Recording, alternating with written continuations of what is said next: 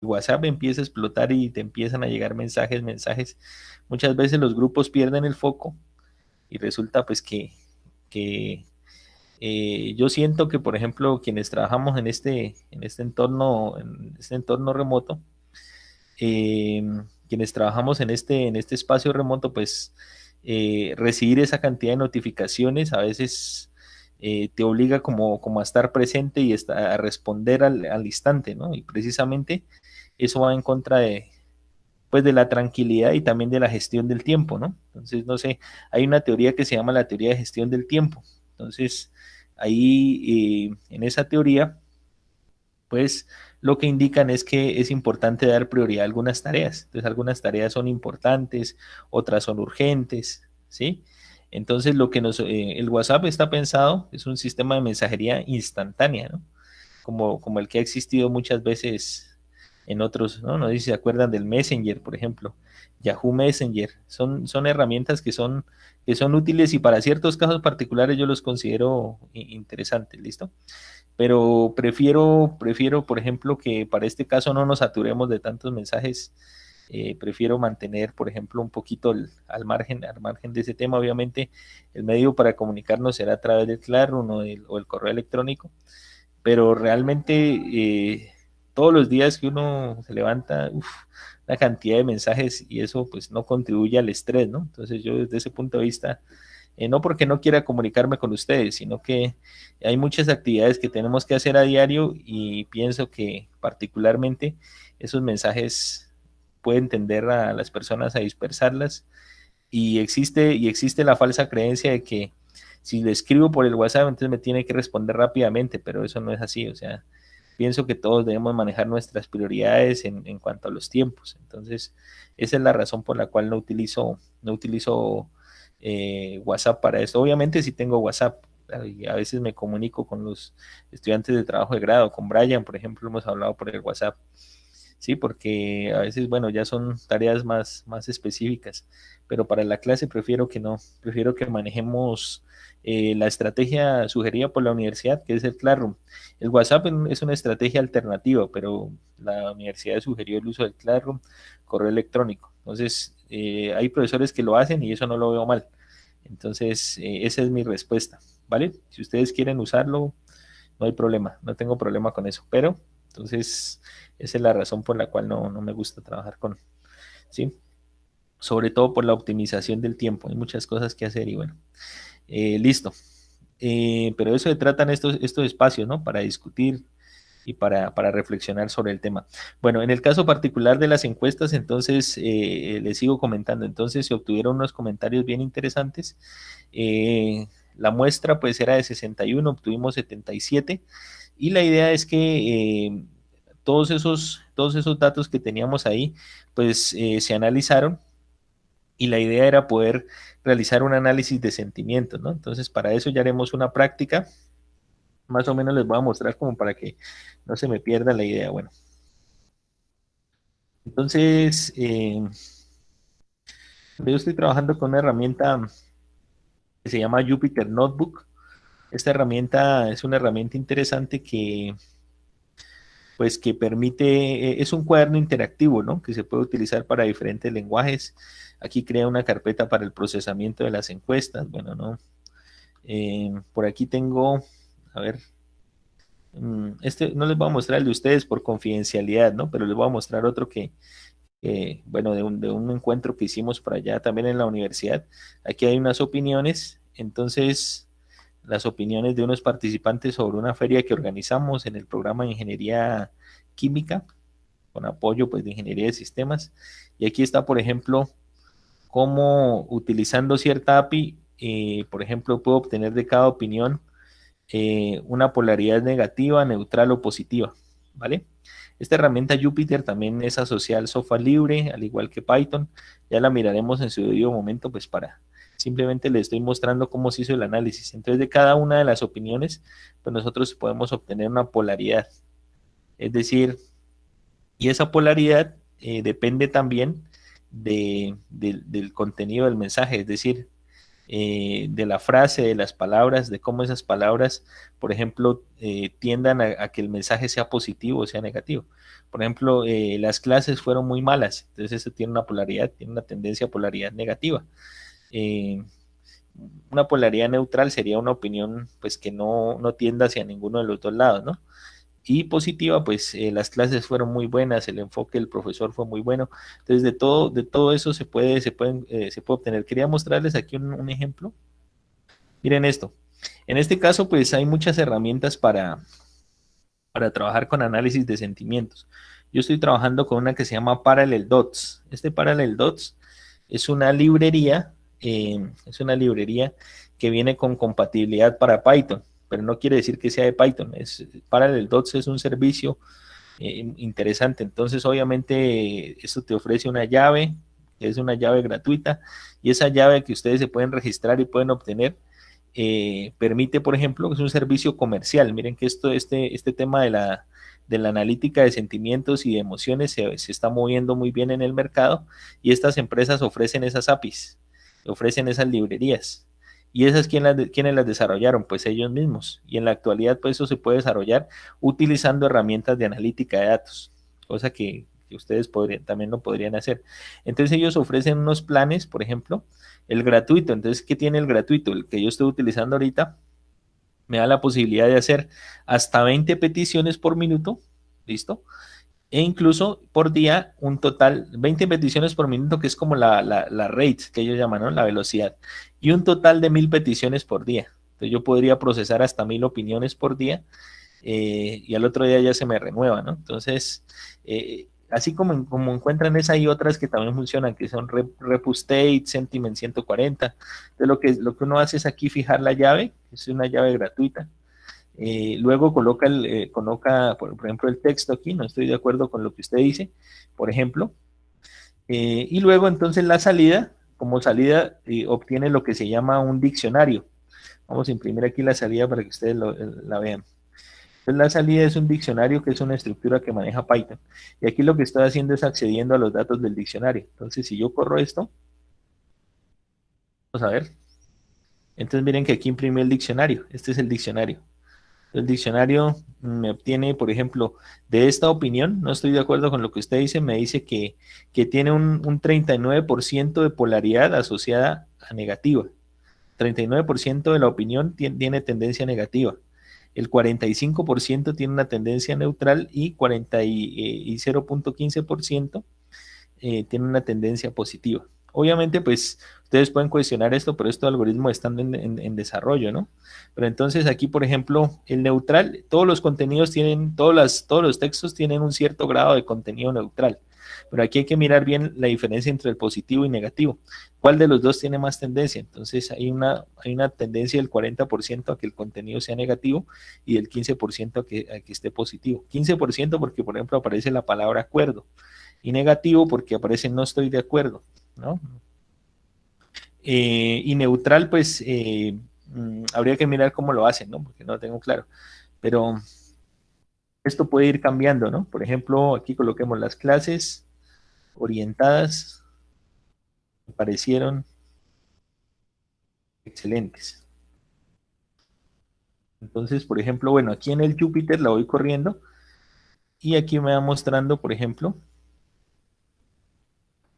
a ver, parece que no me sirvió el ejemplo, ¿no?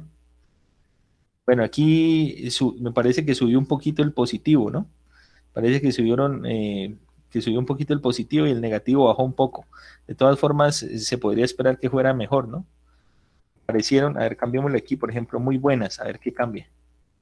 ¿Sí? Y entonces, de eso se trata, pues, estos estudios, ¿no? De determinar un poco la polaridad. Miren que en este caso, por ejemplo, aquí ya subió, ¿no? Positivo ya está en el 52 y negativo está en el 0,11, cambiando el muy buenas. Entonces, ¿qué pasa? Pues eso ya hace parte del entrenamiento que tenga el algoritmo, del método que están utilizando. La verdad, como esta es una solución comercial, aquí no tenemos muy claro cuál es el algoritmo que utilizan. Por lo general utilizan algoritmos de clasificación. Entonces, eh, es muy importante que el texto esté correctamente escrito, ¿no? Entonces eso es lo tedioso de esto, de analizar las opiniones, que fue necesario empezar a rescatar algunas cosas, mejorar ahí la ortografía en algunas palabras, ¿sí? Entonces eso se hizo, pues obviamente no se alteró el sentido, pero de eso se trataba el estudio. Y entonces esa herramienta Parallel es buena, ¿por qué? Porque además de eso tiene otras opciones. Por ejemplo, permite detectar sarcasmos y otro tipo de cosas. Más o menos ese fue el estudio que se hizo y se utilizó pues esto de Jupyter. Obviamente aquí lo hago con solamente una opinión, pero yo podría tener un arreglo de opiniones, como por ejemplo aquí. Miren que esto lo almaceno en una estructura llamada un data frame, ¿sí? Ya la miraremos en su debido momento, y luego aquí hago un ciclo, ¿no? Entonces obtengo del data frame la opinión y le aplico la API, ¿no? Entonces la API lo que me va obteniendo es la salida. Luego, pues, por ejemplo, bueno, aquí lo que hago después es guardar esas opiniones en un archivo, y ahí ya tengo en el archivo las opiniones. Vamos a mirarlo, les voy a mostrar aquí un poquito de eso que tengo, a ver, para que ustedes sean también partícipes o que vean un poquito los resultados del estudio en el que participaron, ¿ya? Porque aquí también todo esto es software libre, ¿no? Todas estas son herramientas que eh, Jupyter es una herramienta de software libre, por ejemplo. Eh, a ver, vamos a mirar, a ver, la pregunta 5 o la respuesta, ¿no? Reporte pregunta 5 creo que es esta. Entonces, miren, después de hecho ese proceso, después de haber limpiado los datos, de haber pasado todo el ciclo, entonces lo que se hace es, aquí están las opiniones, la opinión, aquí se habla de la polaridad, positivo, negativo, neutro, el porcentaje que es multiplicarlo por 100, y aquí es el sentimiento dominante, o sea, cuál es el que domina, positivo, negativo, neutral. La mayoría de las veces domina el neutral, pero hay que analizar cuál es la relación entre el negativo y el positivo. Por ejemplo, de esta pregunta, por ejemplo, 50 neutrales, bueno, de las que dominaron, ¿no? Porque acuérdense que en todas hay una polaridad positiva, una polaridad negativa y una polaridad neutral. Entonces, por ejemplo, contándolas, aquí aparecen de polaridad positiva 6, polaridad negativa 21, polaridad neutral 50. Pero en todas hay presencia de todas, o sea, no hay de todas esas polaridades, no hay ninguna opinión en la que la polaridad positiva sea cero o la polaridad negativa sea cero, sino que estas son las opiniones dominantes. Y estos son los porcentajes de participación de las polaridades en todas las opiniones. Entonces, en un total, por ejemplo, de todas las opiniones a esa respuesta, entonces el 47% de la participación de la participación de esas polaridades fue neutral. El 25.47 fue positiva y el 27.47 fue, en este caso, negativa. En este caso le estábamos preguntando, por ejemplo, cuáles eran las dificultades que habían tenido durante el confinamiento. Entonces, obviamente, hay una polaridad negativa. ¿Por qué? Porque ustedes están hablando de algunos problemas que tuvieron, ¿ya? En el caso, por ejemplo, si revisamos la siguiente pregunta, que es la 6, en donde yo les preguntaba, por ejemplo, cuáles eran las principales ventajas, entonces cambia. Aquí la polaridad positiva es mayor que la negativa y casi que es el triple de la negativa. Entonces, esos son estudios bien interesantes. ¿Y por qué les cuento eso? Pues algunos dirán, este profesor se agarró a contar cosas que no nos interesan. Sí, es interesante porque este tema es pertinente y ya lo miraremos en su determinado momento. A nivel del desarrollo, pues miraremos algunas herramientas de estas. Trabajaremos esto sobre Linux y uno de los proyectos quisiera que se enfocara en esto. ¿Ya? Que se enfocara en esto. Me gustaría que lo hiciéramos en esto, que nosotros calculáramos ahí algunas cosas interesantes y apliquemos el uso de las herramientas libres. Entonces, ahí estoy utilizando las herramientas libres. Todos los días las utilizamos a nivel académico. Entonces, bueno, eso era lo que les quería comentar de los estudios. Les agradezco mucho la atención. Como se dan cuenta, bueno, realmente leí las opiniones porque me interesaba también retroalimentar qué poder mejorar. Pero sobre todo, pues el análisis iba a ser más a nivel de las polaridades. Eso era lo que me interesaba. Como les digo, ya esto es simplemente lo compartimos con el profesor Manuel. De ahí sacamos algunas conclusiones interesantes que también nos arrojó el estudio, y es el tema de mejorar las estrategias, ¿no? Es un compromiso que tenemos como docentes. Bueno, sigamos. Cerramos esto por aquí. No sé si tengan alguna opinión sobre esto. ¿Qué les parece esto? ¿Les parece chévere? ¿Les parece harto? Qué mal que el profesor nos hable de esto. ¿O qué? ¿Cómo lo ven? ¿Alguna opinión? ¿Algún comentario? A ver. ¿O quedaron fríos con lo del WhatsApp? No, pero me parece un tema interesante. Sería chévere combinarlo con un poquito de inteligencia artificial para que vaya aprendiendo un poquito como nuevas palabras o si escribe mal, que el sistema también sea capaz de traducir primero el mensaje a la idea y luego pasarla por este sistema para determinar la aceptación o la percepción de Exacto, sí, sentimientos. sí, faltan, y ahí se está mejorando mucho el tema de las técnicas, ¿no? Actualmente, por ejemplo, están trabajando con algoritmos metaheurísticos. Sí, decimos, Eugenio. Profe, le iba a comentar que hay una universidad española que tiene un API que se puede inferir por taxonomía y clasificación de verbos, la semántica y el sentido de la frase. Yo voy a buscar esa API por ahí. Y Interesante. no sé si sería crear de pronto un script y que se lo sirva en alguna web o como servicio. O sea, Buenísimo. que sea open source. Buenísimo, claro, claro.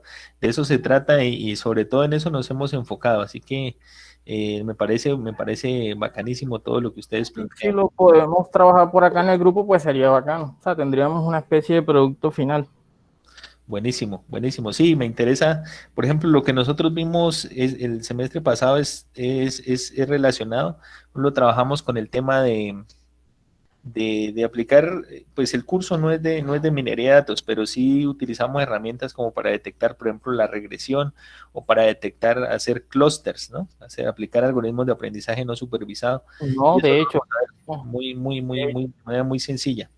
de hecho, profe, ahorita mismo están haciendo un análisis con bases de datos orientadas a grafos. De hecho, están utilizando mucho Neo 4J y están probando con clustering para ver la efectividad. Esa también es bacana. Bacanísimo, bacanísimo. Muchas gracias, Eugenio. Te recomiendo el dato y me interesa bastante. Vale, listo, profe.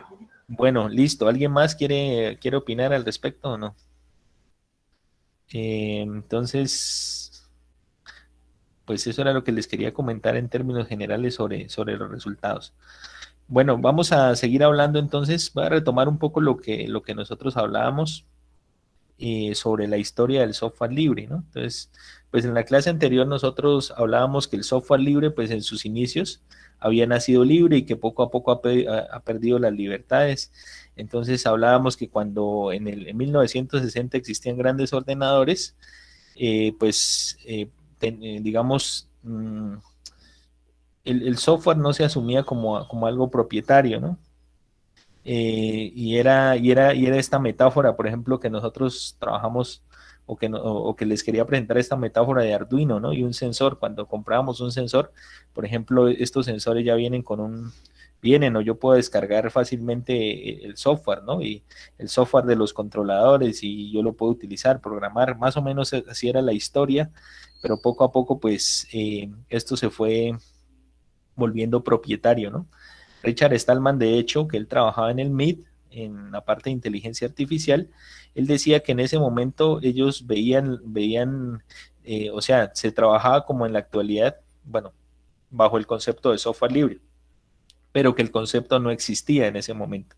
Entonces ellos, ahí discutimos un poco la palabra canibalizar. ¿Qué dijimos que era canibalizar? A ver, ¿quién de los que está aquí?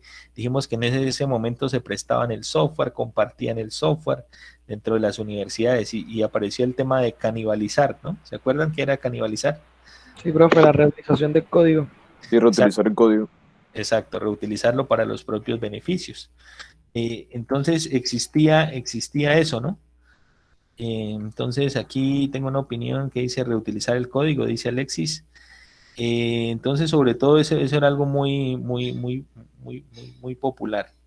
Después lo que pasó fue que, por ejemplo, IBM, que era el principal distribuidor en ese momento de computadores, y pues hoy en la actualidad también está con otra marca, entonces ya fue el que empezó a decir que iba a vender el software por separado.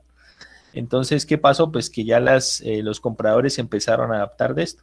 y dentro de poco ya empezó a aparecer un catálogo de software donde el software se vendía y pues ¿qué otra opción le quedaba al usuario sino acceder o comprar el software? Esa era una la única forma que tenía. Entonces poco a poco se fue restringiendo el acceso, aparecieron los primeros catálogos y pues las empresas estaban dispuestas a pagar por ese software. Y ya a mediados de la década del 70, pues ya era habitual encontrarse con este tipo de catálogos y con este tipo de software propietario. Ya, desde ahí empezó pues el tema. También entonces, así como el software se volvió propietario, también existieron otras iniciativas y entre ellas se destacan dos, ¿no? Entonces empezaron a desarrollarse software, pero como en ese momento no existían las licencias, entonces pues no se sabía qué era. Pero esas fueron como las primeras, los antecedentes del software libre. Se destaca un software que era Spice, que era un software desarrollado en la Universidad de Berkeley por Donald Pederson. Este software, por ejemplo, es un software que permitía incluso a las personas que lo utilizaban venderlo con modificaciones, utilizarlo como ellos quisieran, mejorarlo, modificarlo, etc. Y otro es el de Donald Knuth, que se llamaba TeX, y este software era de tipografía electrónica.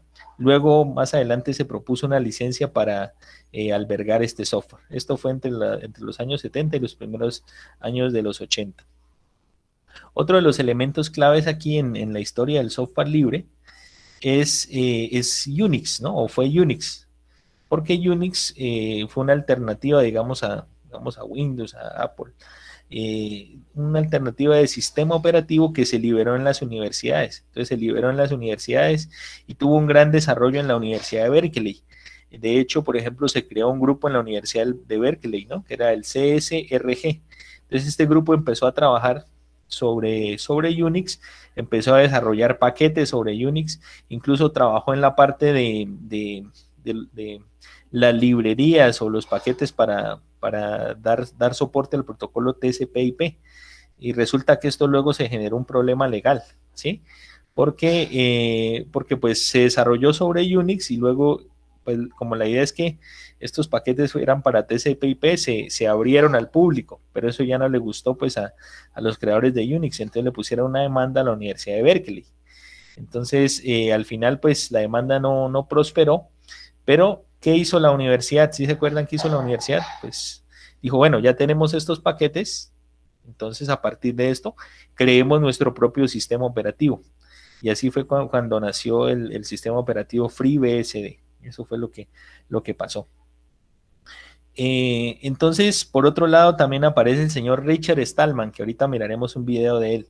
Este señor Richard Stallman, pues, él trabajaba en el laboratorio MIT, en el laboratorio del MIT, y él también presenció todas estas situaciones, ¿no? que pasaban en ese momento. Entonces él era un desarrollador, en ese momento él decía que compartían código, que canibalizaban el código, pero poco a poco vio, porque él era un usuario también de Unix, poco a poco vio cómo se fueron restringiendo estas funcionalidades.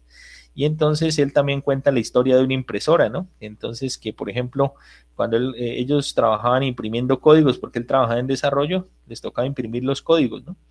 Entonces él decía pues que él había tenido inconvenientes con una impresora y él había modificado el firmware de esa impresora con el fin de que se pudiera realizar las tareas, ¿no? Con el fin de que se pudiera notificar a un usuario cuando, por ejemplo, la impresora estaba ocupada y que no se quedaran todos los documentos encolados. Entonces este señor planteaba la reflexión de que si el software no fuera libre sería imposible realizar esto por un usuario experto. Entonces este señor que dijo, bueno, pues entonces lo que vamos a hacer es que vamos a crear algo que sea tan bueno como Unix, pero que no sea Unix. Entonces ahí sacó la idea de lo que se llama el GNU, que no es Unix, ¿no? Que es un sistema que no era Unix, el proyecto Genome, ¿no? Entonces la idea era crear un sistema completo tal como Unix que le permitiera a los usuarios tener esas libertades para acceder, digamos, a las diferentes funcionalidades del sistema operativo. ¿Y por dónde empezamos? Pues empecemos por el inicio. Entonces empezó creando un compilador de lenguaje C que se conoce como GCC y un editor llamado Emacs, ¿ya? Entonces este señor este señor ahorita que se los ponga, yo quiero que ustedes sean críticos, ¿no? No que nos pongamos en los mismos zapatos de él, sino que seamos un poco críticos con lo que él dice. Ustedes me dirán si están de acuerdo o no están de acuerdo, porque aquí estamos para opinar. Entonces, este señor, ¿qué dice? Dice algo muy interesante. Dice, en una sociedad justa, el software podría ser adaptado a las necesidades de las personas y las personas no tendrían que adaptarse al software. Muchas veces pasa eso, ¿no? Que nosotros nos tenemos que adaptar al software y esa adaptación no siempre es tan sencilla, a veces es más compleja. Entonces, de lo que nosotros podemos pensar, ¿ya? Entonces, él lo que promovía era eso, ¿no? Promovía era eso, que tener la libertad. Entonces él empezó a acuñar el concepto de lo que se llama el software libre y en inglés se llama free software, ¿ya? Pero también free hace referencia a gratuito, entonces él plantea ahí una diferencia que ahorita vamos a revisar. También este señor escribió la primera licencia, que es la licencia GPL, la licencia pública general, que en la actualidad está en su versión 3. Y también escribió otros elementos como el manifiesto GNU y un libro que vamos a ver la próxima semana. Y otro que se llama, por ejemplo, ¿por qué el software no debe tener propietarios? Entonces, él lo que decía de este proyecto es que este proyecto debía ser construido en comunidad. Y una de las ventajas que yo les mencionaba es que el software libre desde un inicio nació para ser creado en comunidad y en red. Entonces, por ejemplo, el poder descargar los paquetes desde la red, eso es algo que tiene todos los sistemas, por ejemplo, tipo Linux ya lo tienen. Y es algo que el software propietario ha tenido que ir copiando o ha ido copiando. Pero esa es una de las grandes ventajas, que si yo quiero descargar algo, entonces, digamos, le digo el nombre del paquete y se descarga automáticamente y se instala. Entonces no tengo que hacer otras cosas porque existen diferentes repositorios distribuidos a lo largo del mundo. Esa es una de las grandes ventajas. Entonces, la idea era aprovechar las ventajas de Internet, o sea que este es un sistema que fue creciendo de la mano de Internet. Entonces, inspirado también en Unix, ¿no? Entonces, por eso, digamos, cuando hablamos de software libre y en específico de Linux, pues también esa es una de las ventajas que se pueden resaltar, creado en comunidad y creado bajo la red. La clase anterior trabajamos en un ejercicio que es estudiar el manifiesto y tratamos de mirar algunas preguntas, ¿no? Por ejemplo, ¿en qué medida se benefician los usuarios? Entonces, algo de esa pregunta la vamos a dejar para el final. Y también empezamos a analizar otros paradigmas que se hablaban con respecto al software libre. Por ejemplo, la competencia hace que las cosas se hagan mejor. Entonces, decía Richard Stallman que sí, que eso era cierto, pero que la competencia no siempre en el campo del software es una competencia justa, porque resulta que a veces hay zancadillas, ¿no? Entonces, casi siempre se busca beneficiar a los peces gordos, entonces la competencia no era equitativa. Entonces, eso lo dice Richard Stallman, ¿no? Porque ya veo que me están cayendo ahí por el chat. Entonces, es lo que dice Richard Stallman, ¿cierto? Sí, eso lo vimos, estamos haciendo un repaso de esto, un repaso rápido. Otra cosa que decía Richard Stallman es que, por ejemplo, no merecen los programadores una recompensa por su creatividad. Entonces él decía, claro, la mejor recompensa es poder aportar, por ejemplo, poder aportar al conocimiento, poder ayudar a otras personas. Otra cosa, nadie usará algo que es gratuito, ¿sí? Y que como es gratuito no tenía soporte. Entonces, ¿qué decía el señor Richard Stallman respecto a esto? A ver, ¿quién me ayuda? Les dicen, nadie usará el software debido a que es gratuito y esto implica que no tiene soporte. ¿Alguien se acuerda qué decía Richard Stallman con respecto a esto? Profe, en lo que Adelante. mencionamos en la clase pasada hablábamos sobre que había una comunidad grande respecto al tema de software libre y desarrollo y que la misma comunidad iba lanzando sus propias mejoras y como nosotros podríamos tomar esas mejoras y aplicarlas en nuestros programas. Exacto, muchas gracias, Darío. Eso es importante y también es importante que exista la cultura del compartir, ¿no? Entonces a veces eso es difícil. O bueno, no siempre tenemos esa mentalidad de compartir. Entonces, en el software libre eso es fundamental, que exista la iniciativa de compartir. Si nosotros no tenemos la posibilidad de compartir lo que desarrollamos con otras personas, entonces es difícil que se pueda mantener la idea del software libre, porque parte es desde las personas. Software libre está enfocada en las personas, personas que comparten, personas que mejoran. ¿Ya? Muchas veces nosotros decimos, no, eso lo hago, pero claro, estamos hablando del software, ¿no? No, entonces no estamos hablando de los ejercicios de... Sí, entonces estamos hablando del software. Es importante la idea de compartir. Listo, de pronto nosotros acá no tenemos esa idea, listo, y somos más individualistas, ¿no? En estas latitudes. Y bueno, entonces, por ejemplo, también se hablaba de que el sistema operativo sí era una forma de ser competitivo. Entonces, lo que decía es tal manera que con estos sistemas de software libre, ya las empresas no tenían que enfocarse en la competitividad desde el punto de vista del sistema operativo, sino ya en la competitividad del negocio. ¿Qué le ofrece una empresa al usuario que sea valor agregado más allá del sistema operativo que utiliza? Entonces son planteamientos bien interesantes que menciona este señor, ¿ya? Entonces, algo que planteamos en la clase anterior es, ¿se puede pagar por el software libre? Entonces, según todo lo que menciona Richard Stallman, entonces hicimos una encuesta. ¿Quién me dice qué concluimos de esto? Si se puede pagar por el software libre o no. Que sí se podía pagar, Listo. que ¿Quién más? las personas podían utilizar el código, bueno, el software y venderlo. Y venderlo, pero ¿cuál era la restricción? O sea, yo lo vendía, pero ¿qué debía pasar con ese software? A ver, sigamos Debía hablando. seguir siendo libre, profesor. Exacto, exacto. Entonces eso está muy bien. O sea, es decir, Brian está, por ejemplo, vuelvo al ejemplo de Brian, lo meto aquí en la colada. Entonces Brian está desarrollando un juego, por ejemplo, que la verdad es que sí lo está desarrollando, para, digamos, mejorar las habilidades o mejorar las competencias de las personas en electrónica, de los estudiantes de ingeniería de sistemas, en cuanto, por ejemplo, a algunos dispositivos, creo que son pasivos, ¿no? De electrónica.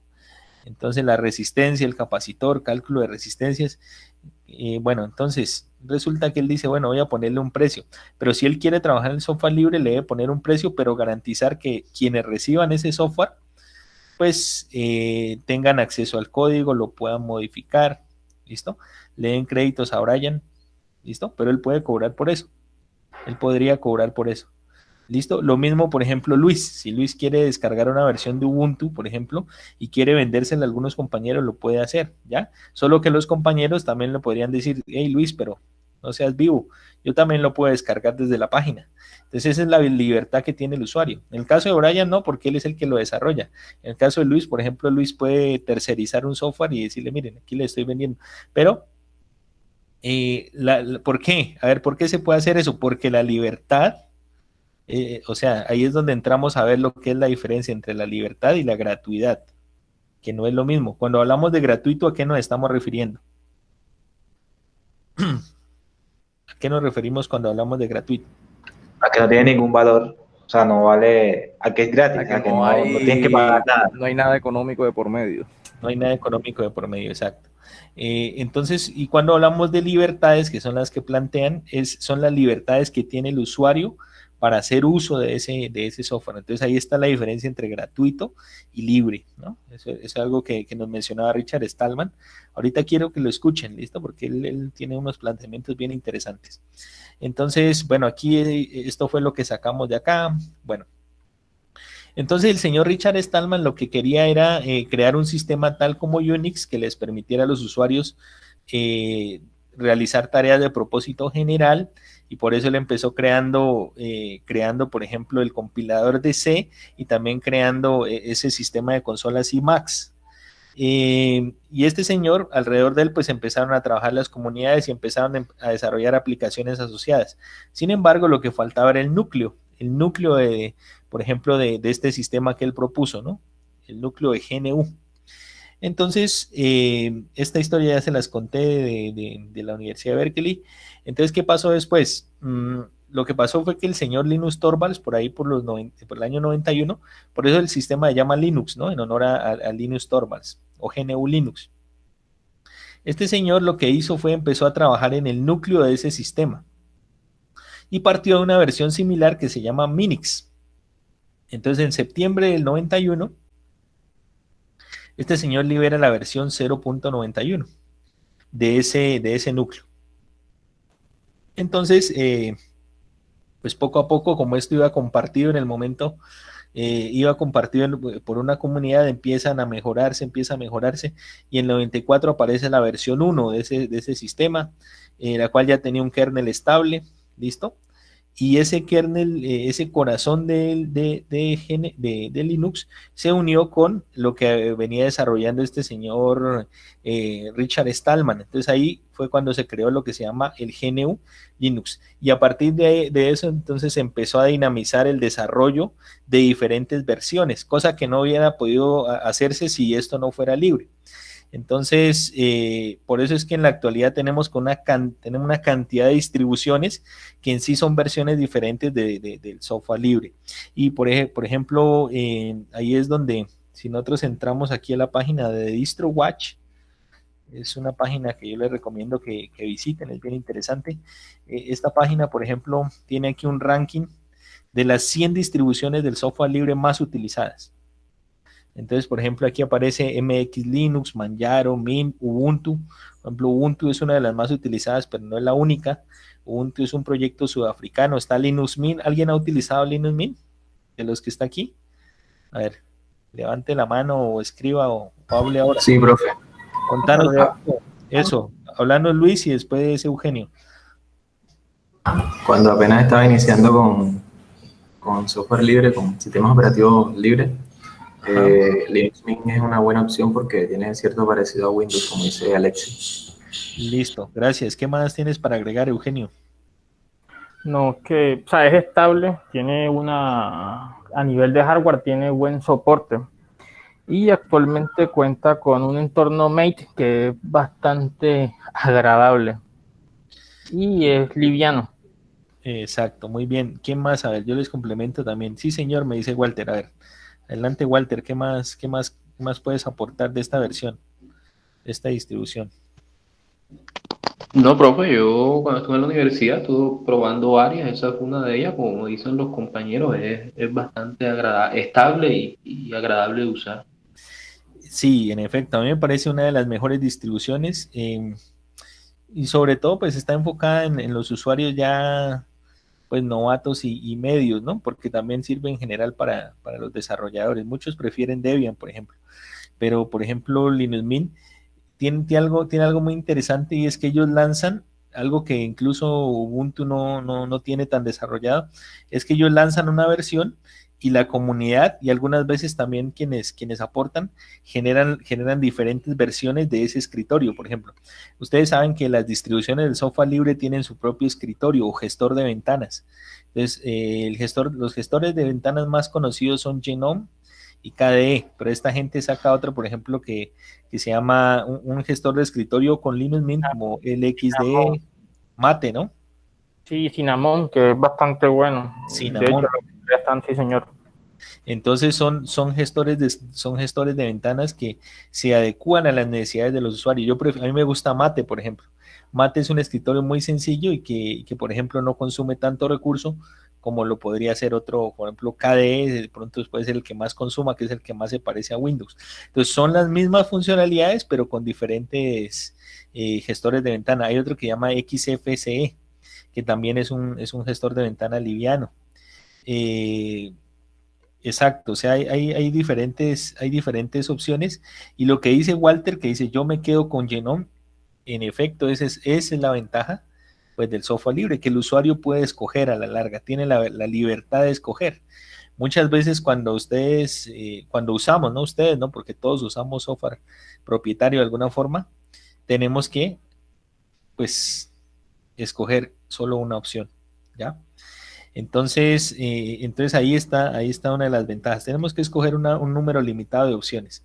Entonces, bueno, estábamos en DistroWatch, ¿no? Hablando un poco sobre esto, porque pues todo esto va a ser conversado. Entonces está Ubuntu. A ver, muchachos, de las primeras 10 de este top 10, ¿cuáles han utilizado ustedes? A ver. Una que no me van a decir Ubuntu, que no sea ni Ubuntu ni Mint. Elementary, Fedora, Elementary, Zorin, También, profe. El Depin lo probé, ese es chino, pero hace rato, ahora está más chévere. ¿Te acordás de Sorin? Eh, ¿De Sorin? sí, Sorin es bien parecido a Windows. Sí, creo que ese es propuesto por una empresa, ¿no? Me parece que es una empresa Sí, inglesa, me parece, bueno, no sé, o del Reino Unido.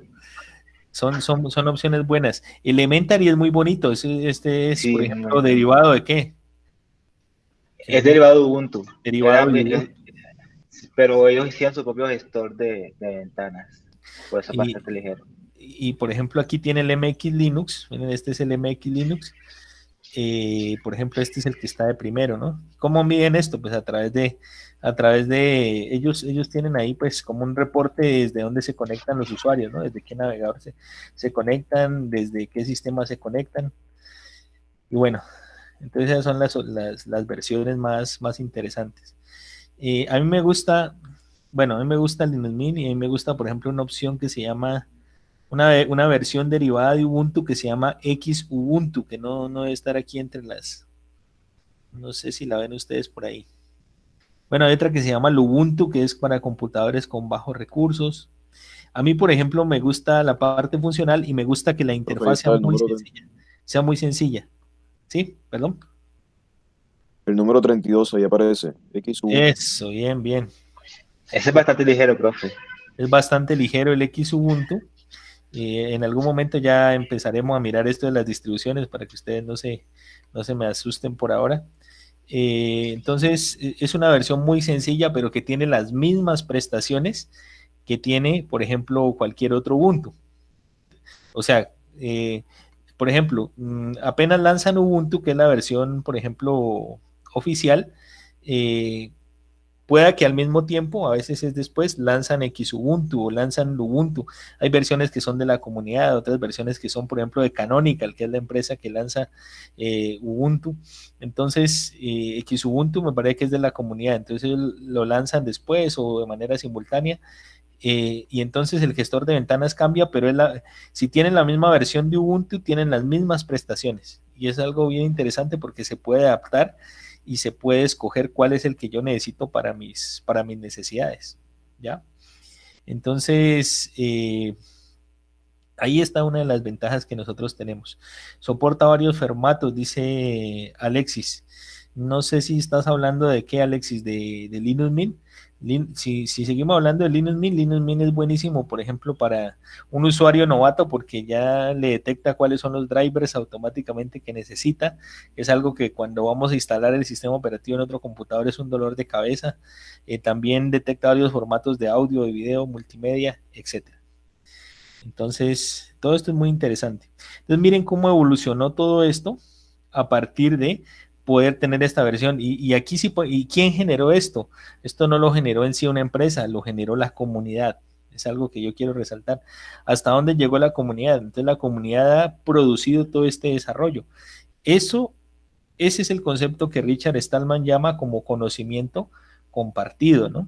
Entonces, de alguna forma él lo empezó con el software, pero es una ideología de vida también. Ahorita lo escucharemos cuando él les hable de eso.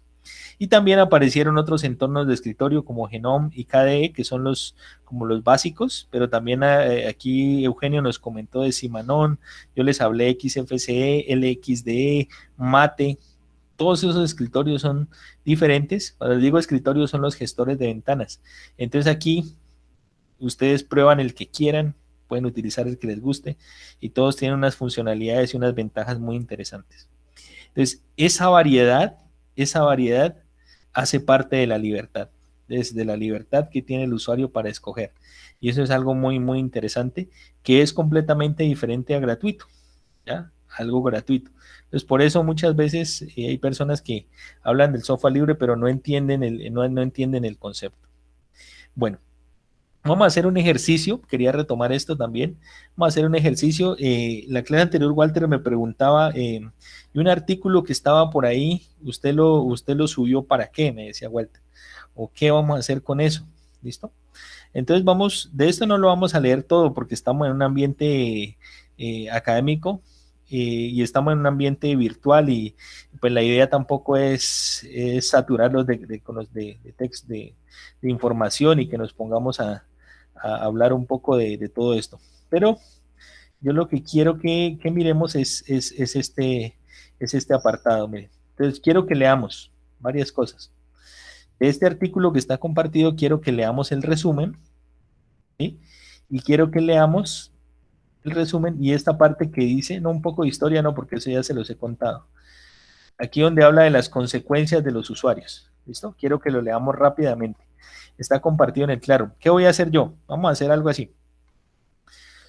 No vamos a analizar sentimientos ni nada de eso, ¿no? Sino que les voy a colocar una pregunta aquí para que ustedes me respondan con su opinión. ¿Vale? Entonces la primera pregunta la vamos a responder entre todos. Y acá, por ejemplo, en esta segunda vamos a colocar ahí las opiniones para que ustedes respondan. Voy a montar una pregunta.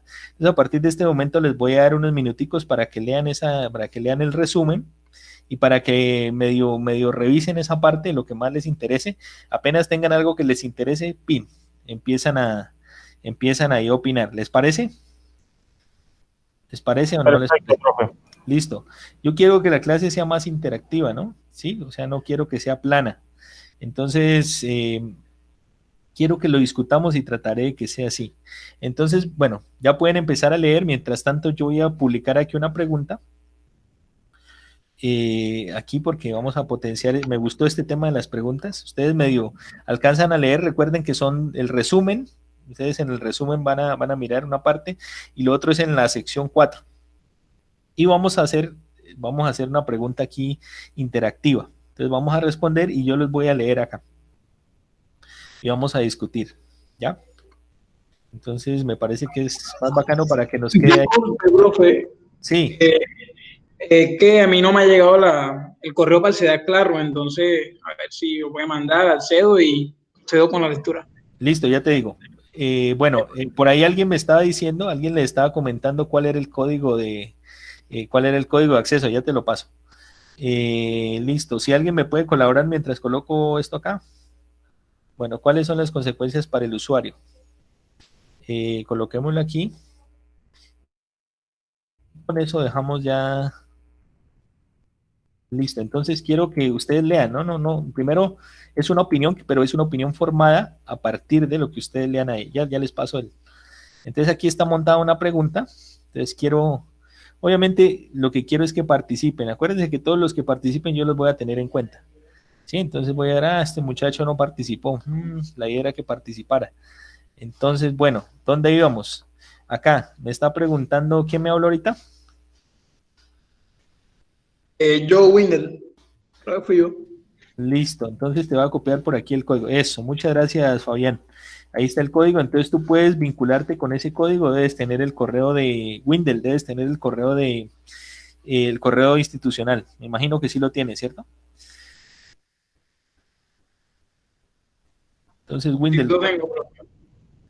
con ese código puedes vincularte ahí al curso, ¿vale? Bueno, entonces vamos a dar unos 5 minuticos, ¿sí? 5 minutos, así que aprovechen estos 5 minutos como para leer ahí, mirar sus ideas y listo. Entonces 5 minutos, vamos a leer. Bueno, ¿cuál es el documento? Me preguntan acá. Bien, el documento es este que está montado. Aquí donde dice Introducción al Software Libre, aparece donde dice Artículo SL. Entonces ustedes lo abren ahí, si quieren no hay necesidad de descargarlo, lo pueden abrir ahí mismo. Y entonces lo que les pido es que lean un poquito el resumen y luego se vayan a la sección 4. Esto de la historia no, sino la sección 4, donde dice algunas consecuencias para los usuarios y lean algunos parrafitos ahí. No se demora mucho, es una paginita nomás, ¿listo? Pues vamos a suspender un momento, en 5 minuticos volvemos y empezamos a mirar aquí las respuestas. Entonces yo voy a leer las respuestas y vamos a empezar a socializar.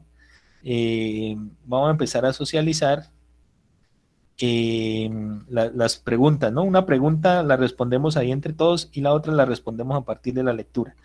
Entonces voy a cerrar un momento el micrófono y ya regresamos.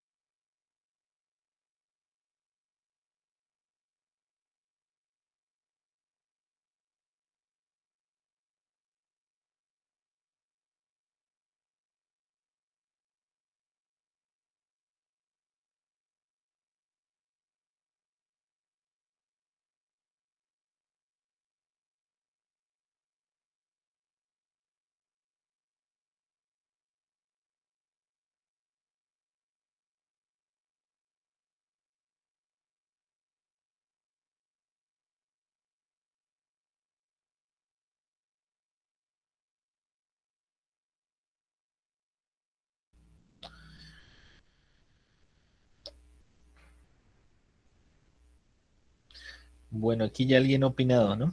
Vamos a mirar. Pero primero, bueno, vamos a mirar, habían dos preguntas.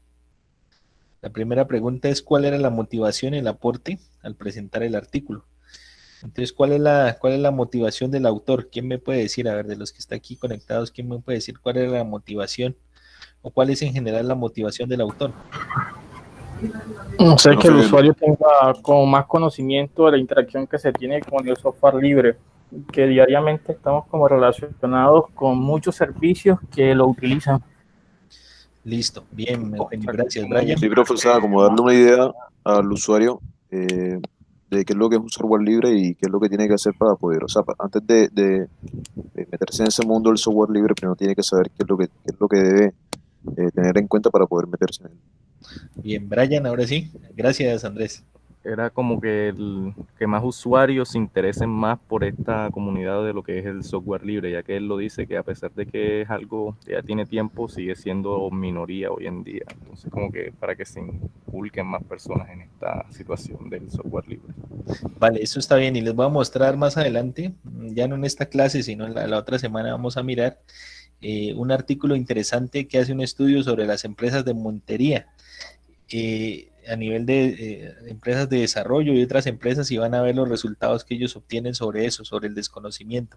¿Alguien más iba a hablar?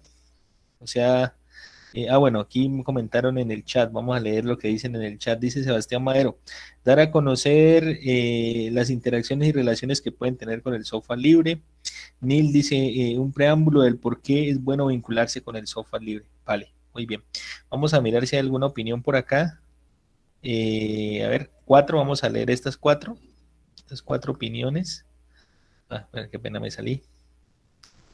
Bueno, entonces dice, ¿cuáles son las consecuencias para el usuario del software libre? Por entonces aquí están las opiniones de los compañeros, empecemos de atrás adelante.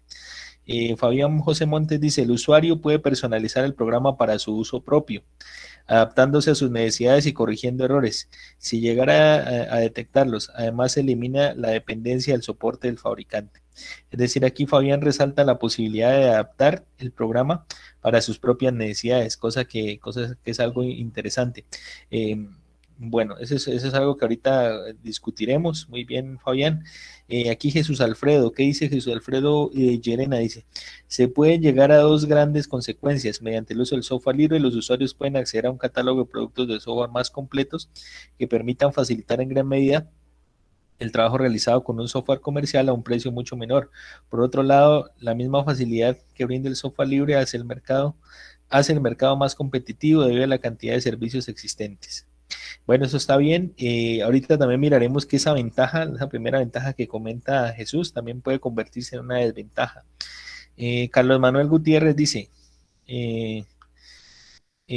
una de las consecuencias para los usuarios es la escasez de personal que conoce el software libre y esto hace que se haga muy difícil al momento de hacer su mantenimiento. Precisamente este es uno de los elementos que hay que tener cuidado, ¿no? Entonces depende de la versión del software, depende de qué tan evolucionado es el software y qué tanta comunidad tenga. Eso es una de los elementos a tener en cuenta ahí que tocaremos más adelante. Otra sería que el software está muy limitado y puede que no satisfaga todas las necesidades del usuario. Bueno, aquí Carlos está siendo crítico, eso está bien, de eso se trata. Brian, ¿qué dice? No depender de una sola compañía. Miren, esto es también interesante. Sobre las necesidades y si estas empresas con las que estamos no cumplen con las necesidades que creemos tener. Claro, ese es un elemento clave, ¿no? Que con el software propietario dependemos solamente de una empresa. Y eso, el caso más específico está en Office, ¿no? Para Office dependemos muchas veces de Microsoft. Aquí, ¿qué dice Alexis? Vamos a ver si leemos aquí un apartado de lo que dice Alexis. El software privativo no siempre va por el camino que el usuario lo desea. En cambio, el software libre permite a la comunidad decidir qué cambio realizar. Bacana esa frase. Encontramos en el software libre posibilidades de conseguir adaptaciones y mejoras del producto, ya lo ha comentado Fabián. El software libre es muy fácil de realizar pruebas, puesto que en la mayoría de los casos sube a internet y basta que el usuario lo baje y lo pruebe. Sí, hay menos restricciones para acceder a él. Por aquí Darío Alejandro, creo que agregó, dice la aparición, ¿qué consecuencia? La aparición de mecanismos de verdadera competencia en el mercado, lo que decía Stallman, no nos concentramos ya tanto en el sistema operativo, sino vamos más allá. Segundo, es muy fácil realizar pruebas, ya lo habíamos mencionado. El software libre. Tercero, permite independizar en gran medida la estrategia del productor, también lo comentó Brian. 4, posibilidades de conseguir adaptaciones y mejoras, esto también lo había hablado Fabián.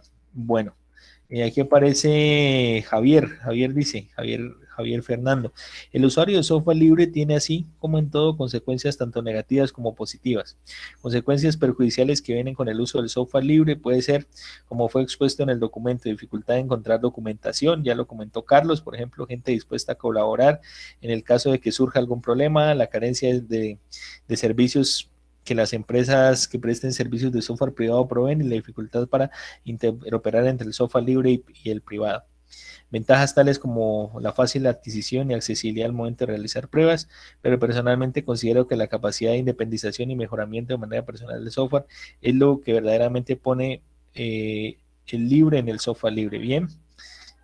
Sebastián Madero, creo que ya lo hemos leído, las consecuencias pueden ser el momento de requerir el mantenimiento o asistencia. Bueno, en general estas son algunas de las opiniones. Muchas gracias a los que opinaron en esta urna virtual. Excelente. Bueno, entonces ahí vimos pues las diferentes consecuencias, ustedes mismos las han mencionado. El tema de la adaptación es un elemento clave.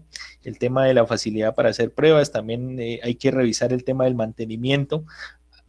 Ahí, por ejemplo, perdón, hay software libre que, digamos, cuenta con una comunidad más grande y es fácil de mirar su avance. Por ejemplo, GIMP, está en el caso, por ejemplo, de las librerías de Python, de todo el software que es más popular, y hay otros que se han quedado rezagados.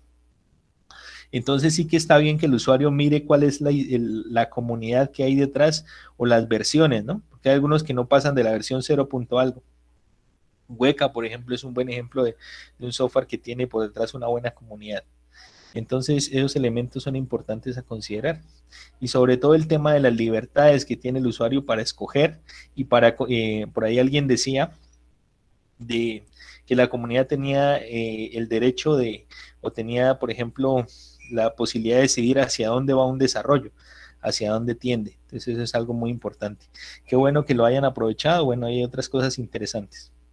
Y entonces, este señor Richard Stallman, entonces, ¿qué dice Richard Stallman? Bueno, que el concepto de software libre y de libertad lo va a acuñar a aquel software que cuente con estas 4 libertades. ¿Listo? Estas 4 son las libertades que va a manejar el software. Entonces vamos a pedir que ustedes me ayuden a leer aquí. De libertad número 1. A ver. Dice, sobre todo para terminar el documento de la tesis pro Office, hay cosas que no puedo hacer con Docs. Son cosas que son complicadas, ¿no? Entonces, a ver quién me ayuda. Luis, ayúdame con la libertad número 1. Leyendo, por favor. ¿Está Luis? Hola, profe. Sí, estamos hablando de lo que tiene en pantalla, ¿cierto? Sí. Ok. Libertad para ser ejecutada en cualquier sitio, con cualquier propósito y para siempre. Entonces, esa libertad, digamos que la libertad, miren que solo con esa libertad ya hay muchas cosas que, por ejemplo, cuando nosotros hablamos de software gratuito, por ejemplo, muchas veces no tenemos esa libertad, ¿ya? Porque, por ejemplo, cuando descargamos un antivirus que puede ser gratuito, no siempre tenemos la libertad de ejecutarlo en cualquier sitio. A veces nos restringen a un solo equipo, un solo computador. Y bueno, y el tema del propósito. Ya lo hablaremos. Alguien me preguntaba, por ejemplo, profesor, de los estudiantes que ya quieren poner en aprietos al profesor, que eso está bien, si un grupo terrorista quiere hacer uso de un software, lo puede hacer, o sea, puede hacer uso libre de un software. ¿Qué piensan ustedes? A ver, les tiro la pregunta a ustedes.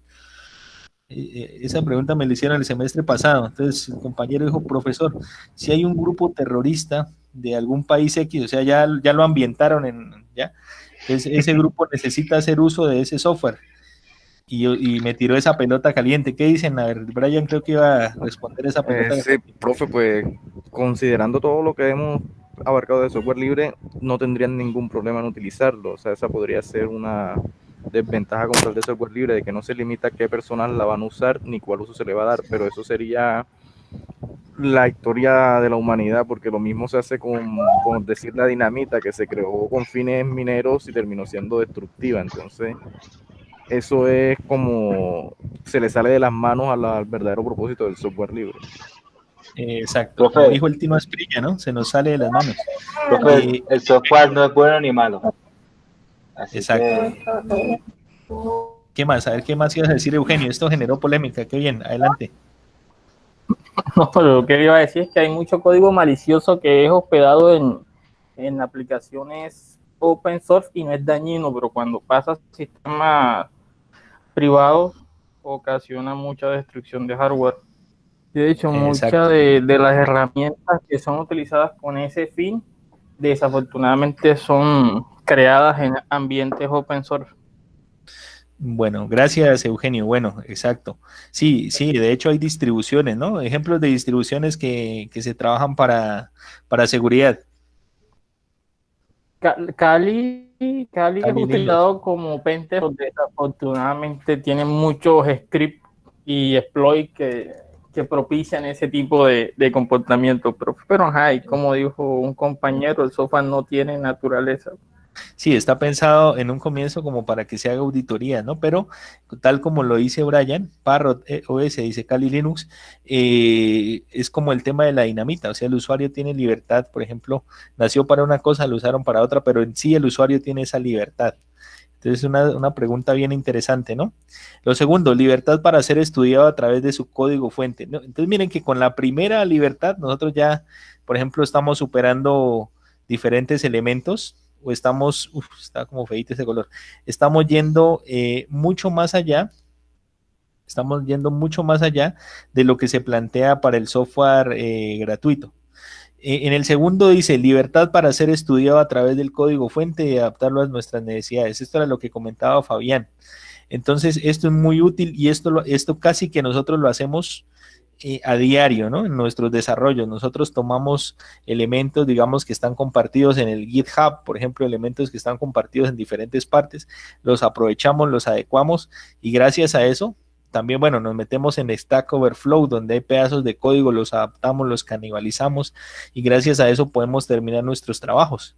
A mí eso me parece algo buenísimo que podamos acceder al código fuente. Claro que esto también tiene unas desventajas, que esto no está enfocado a todos los usuarios. Eso está enfocado como a los usuarios, sobre todo quienes más le pueden sacar provecho a esto son aquellos que trabajan en desarrollo.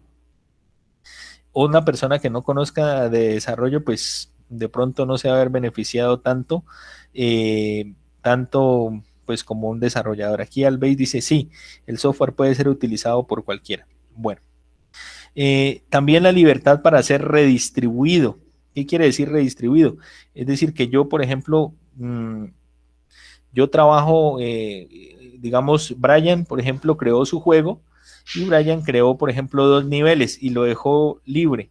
Entonces Brian lo dejó libre, entonces yo digo, bueno, voy a crearle un tercer nivel, que Brian de pronto ya por cumplir los objetivos no quiso terminar esa parte.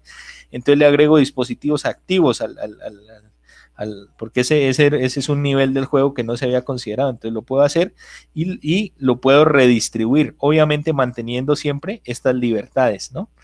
Porque estamos hablando aquí del concepto de software libre y esto está amparado en la licencia GPL, ¿ya? Porque ahorita miraremos que el open source tiene otras líneas y ahí es donde los quiero ver. Después dice libertad para ser mejorado y publicar sus mejoras. Es decir, si ustedes quieren, no es una obligación, es una libertad. ¿Qué quiere decir eso?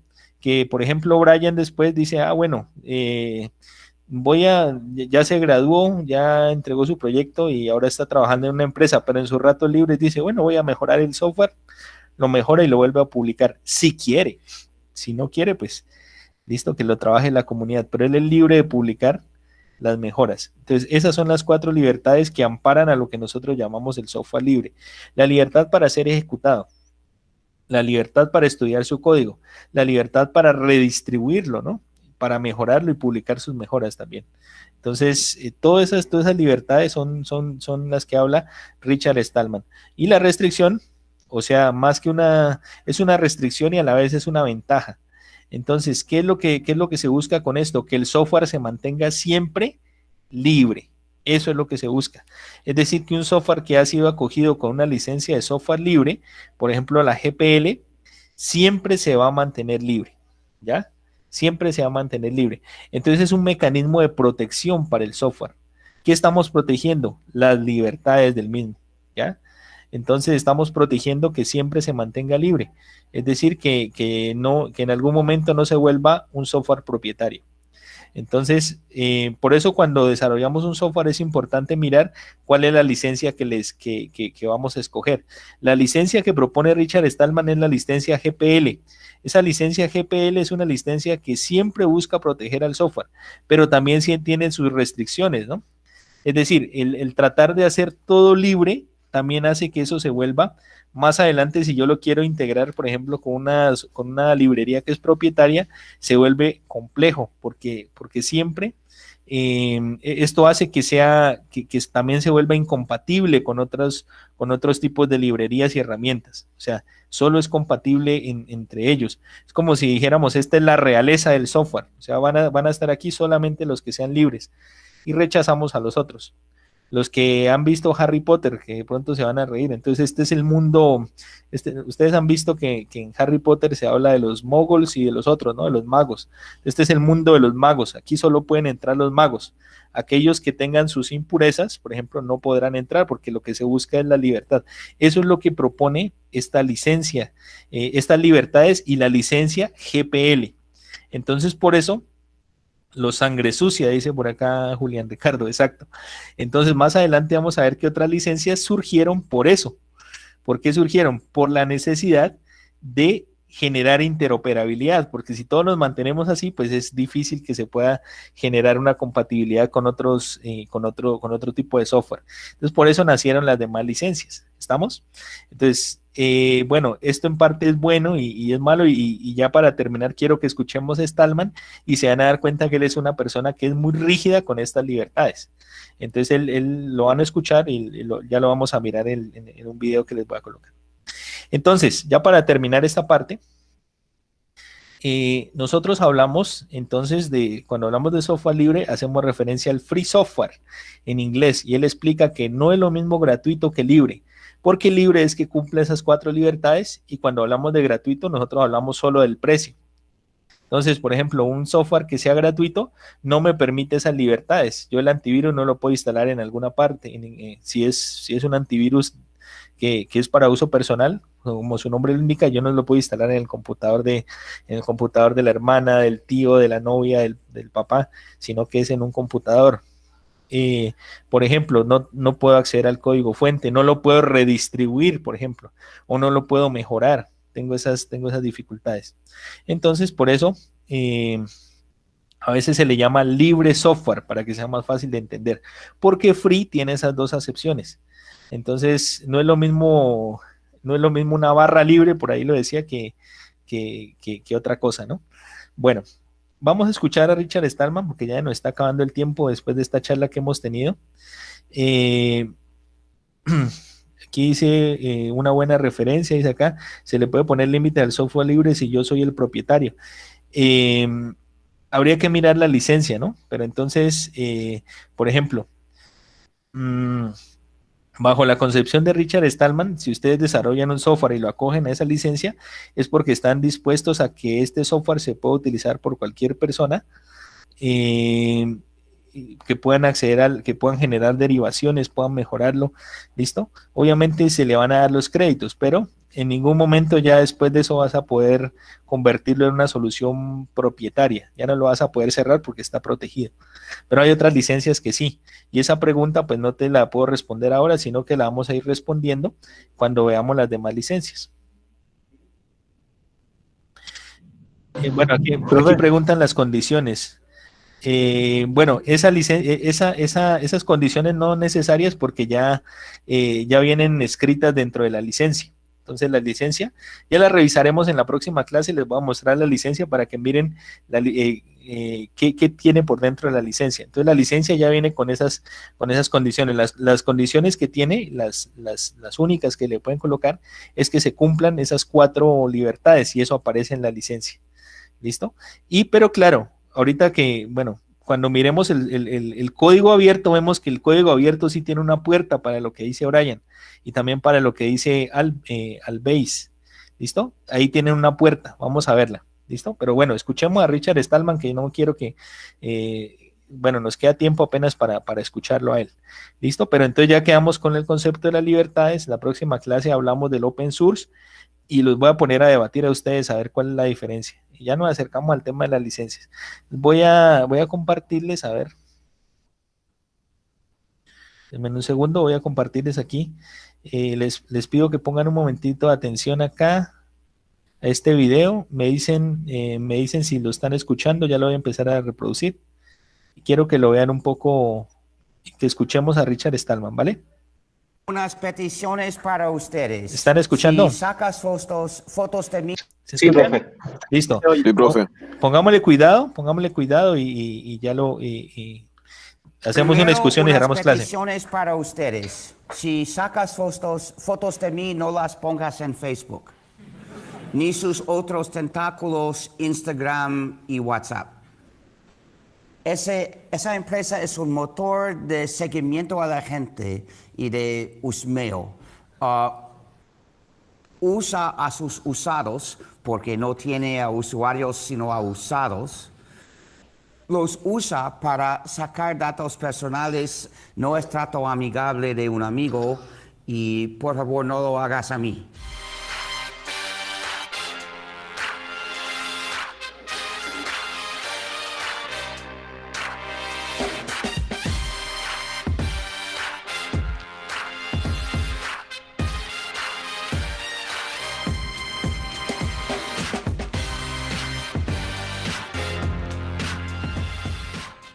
Con cualquier programa hay dos posibilidades: o los usuarios tienen el control del programa o el programa tiene el control de los usuarios.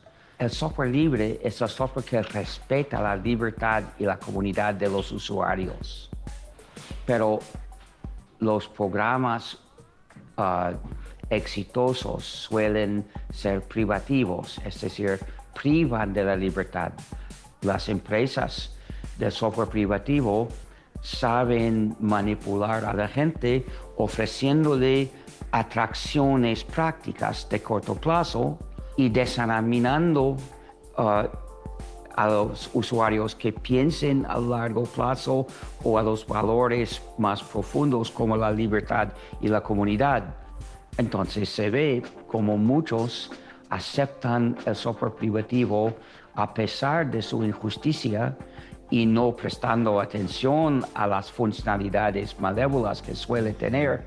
Durante los años 70, trabajaba en un laboratorio en MIT, Massachusetts Institute of Technology, el laboratorio de inteligencia artificial. Mi trabajo fue el desarrollo del sistema operativo libre que usábamos. Y en nuestro laboratorio, todo el software que usábamos fue libre.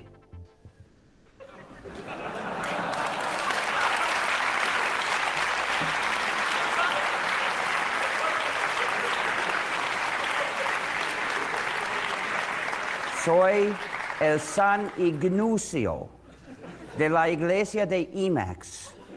Bendigo tu computadora, hijo mío. Veo una computadora que necesita un exorcismo. Y así aprendía la idea de vivir en una comunidad de software libre y colaborar y ayudar a los demás. Pero luego nuestra comunidad murió bajo presiones comerciales y me encontré frente a un futuro de software privativo y me parecía una vida totalmente fea. You're at that person's mercy and you become downtrodden and resigned. That's what happens when the blueprints to a computer program are kept secret by the organization that sells it. And that's the usual way things are done. Decidí hacer lo que haga falta, sea lo que sea, para construir de nuevo una comunidad libre.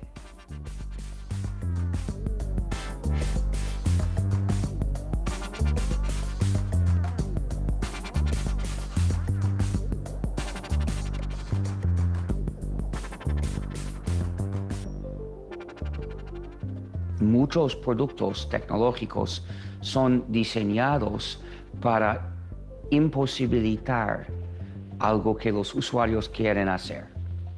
Por ejemplo, hacer copias. Hay discos que se venden con grilletes digitales para que solo puedan verse en unos países y no en otros. Cualquier restricción de libertad a lo que los usuarios puedan hacer se llama los grilletes digitales. Windows, MacOS y los sistemas de los móviles, todos tienen la base para grilletes digitales. También muchos programas hacen grilletes digitales, por ejemplo Flash Player y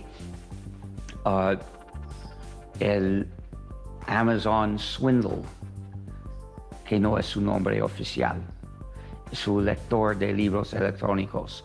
Pero si un producto fue desarrollado específicamente para restringirte, es el enemigo de tu libertad y por tu libertad debes rechazarlo totalmente. Es lo que hago yo. No tengo ningún producto con grilletes digitales. Los rechazo porque me dan asco. La idea de ceder mi libertad a un tal producto me da tanto asco que nunca lo hago. Y es muy importante para mí hacer mi parte de la resistencia en contra del seguimiento y husmeo general. No es que tenga tantos secretos, no tengo muchos secretos en mi vida, pero algún día tendré un secreto. Algún día tendrás un secreto, pero si no luchas ahora, si esperas el día que tengas un secreto para comenzar la lucha, lucharás sola y no podrás ganar. Vodafone One. Bueno, y al final el video lo embarran con eso de Vodafone One, ¿no? Porque es todo completamente diferente a lo que él mencionaba. Bueno, muchachos, unas opiniones cortas que se nos acaba el tiempo. ¿Qué piensan de lo que dice Stallman? A ver, Darío. Yo creo que su posición es demasiado extremista, tal vez, a lo que yo pienso. Exacto, algunos dicen un poco radical. ¿Qué más? A ver, ¿qué más? Es bastante radical en el uso de las herramientas, ¿no? ¿Qué más dicen? Sí, es radical, pero hay muchos puntos que son ciertos. O sea, hay muchos redes ciertos sociales, o sea, hay mucha caracterización de usuarios y eso desafortunadamente toma comportamiento y son utilizadas para lanzamientos de productos y hasta campañas, porque eso ya se ha evidenciado. De hecho, las personas, por ejemplo, utilizan los emoticones y establecen sentimientos y eso demuestra la psiqui del usuario. Entonces, en esos instantes, cuando por comportamiento son bombardeados con productos. Solo por citar un ejemplo. Sí, y el tema, por ejemplo, que menciona Eugenio, ya te doy la palabra, Mario. Por ejemplo, este señor en Facebook fue llamado al Congreso de los Estados Unidos, ¿no? Para hablar sobre eso, sobre la protección de los datos. Lo que pasa es que está tan normalizado el tema que de pronto ya no nos damos cuenta de esas cosas. Entonces, y entramos podemos entrar ya, bueno, es que Richard Stallman, incluso el correo electrónico, incluso creo que no lo revisa con los medios que nosotros lo tenemos, pero es interesante la reflexión. A ver, Mario, ¿qué ibas a decir? Se nos acaba el tiempo. Pues no sé si usted le ha pasado que cuando usted habla de algún producto, le sale publicidad. Exacto. Es cruel, ya llegan a ese nivel, que nos escuchan.